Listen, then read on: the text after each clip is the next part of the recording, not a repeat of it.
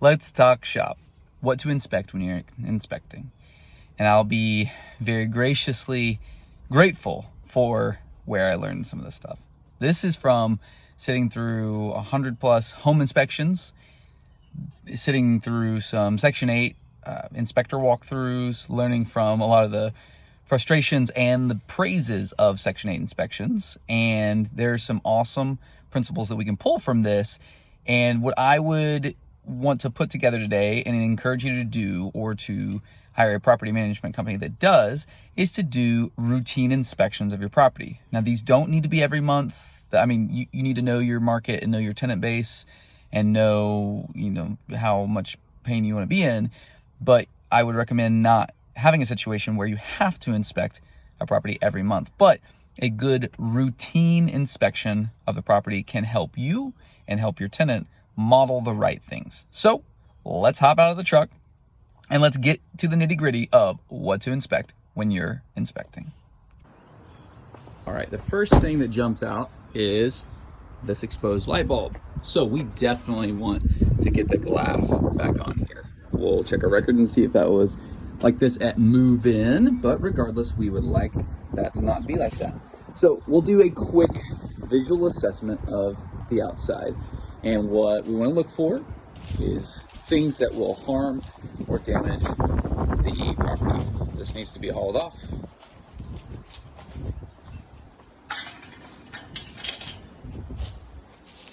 All right, no trees touching the property. That is great. Let's check the yard, see if there are any trees that need to be hauled off or arranged for. There's several downed limbs over here, no doubt, from the ice storm. So we'll interact with the tenants about having those hauled off. All right, let's go back around. Let's see if this is, all right, we'll check this. I'm gonna check the garage and make sure that everything is generally clean, abiding by the standards, and that anything that we can dive into, we do.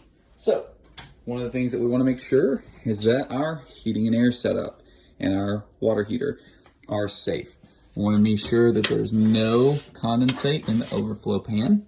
We want to make sure that we have a TPR valve, is that what it's called? This attached and going down.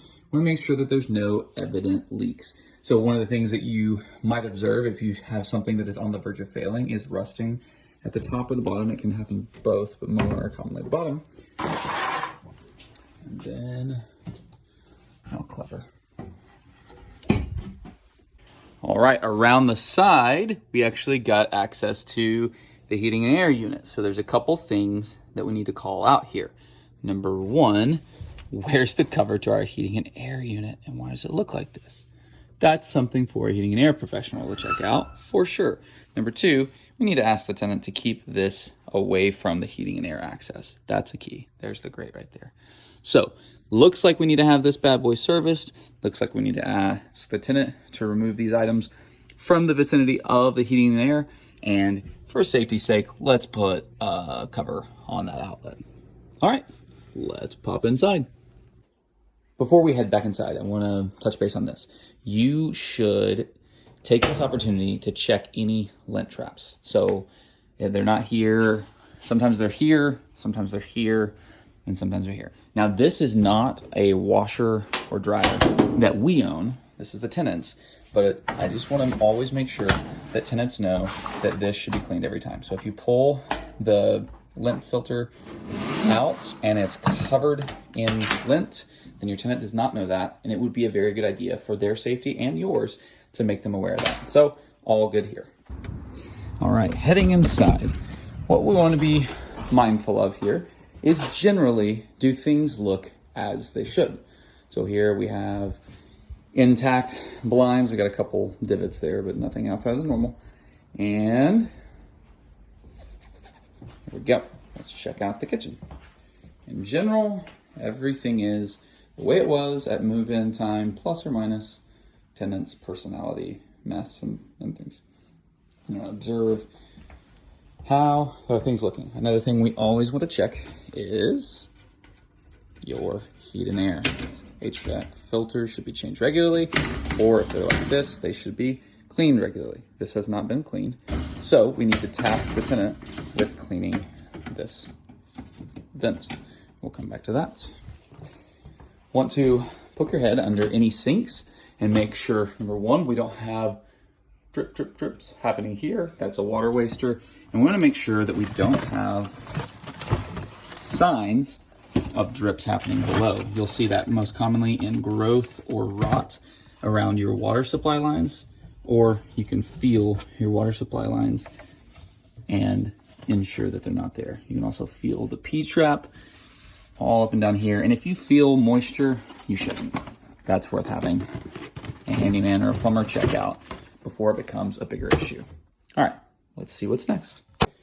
All right, next we want to pop in very briefly in as much detail as we can while respecting the tenant's privacy.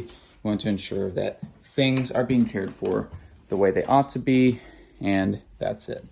Then we want to check other things that could be damaging. We want to make sure your toilet is not rocking like this one is, and if so, then perhaps the tank bolts need to be tightened or something else. But this is enough to tell us that we need to have our plumber visit. Make sure our on and offs here work, both sides work. And then check under here for signs of leaking. Nothing. Feel our taps here. No moisture, no moisture, no moisture. So, all good here. And then finally, we'll check our shower heads for drips. No drips observed. Bulbs are all good. So, we're pretty good. So, all in all, let's get back in the truck and dive in. We did it. We're through. We're back in the truck and left with our notes. Old school, I know, but efficient. And you might have noticed that didn't take very long, a handful of minutes. And you might wonder, why is that really useful?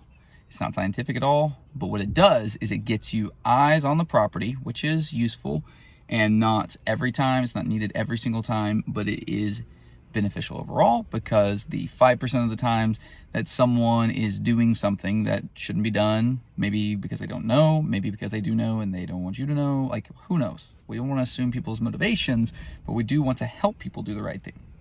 So, like the lint trap thing. People, I mean, that's their machine. But it is a fire hazard, and it's a general good thing to know in life that you're supposed to change that, or you're supposed to empty that lint filter every single time you use it, or at worst, at absolutely the worst, every other time. But you should check it every time.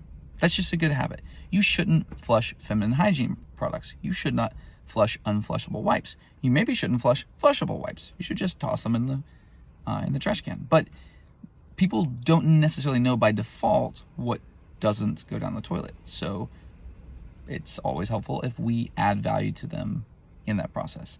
And while some tenants will never need policing, will never need oversight and moderation and mediation, sometimes people will need that help. And so that's what we're here to do, is to add a little bit of value, to add clarity and insight, and to make sure that the property is being inhabited in an appropriate way, but then also systemic things going on around it are happening to protect and prevent. The previous property that I was at, I found 2 different points where trees or shrubs were in contact with the roof and guttering or the house. I'm like, hey, that's not affecting the tenant's worldview. That's not affecting their enjoyment of the inside of this house, possibly not even the exterior, but it is going to rub the paint off the side of the house or damage the gutters or rub a raw spot in the roof, and I don't want any of that. So I'd rather spend $20 having a handyman come out with a chainsaw and go than 2 years from now spend $2,000 fixing something.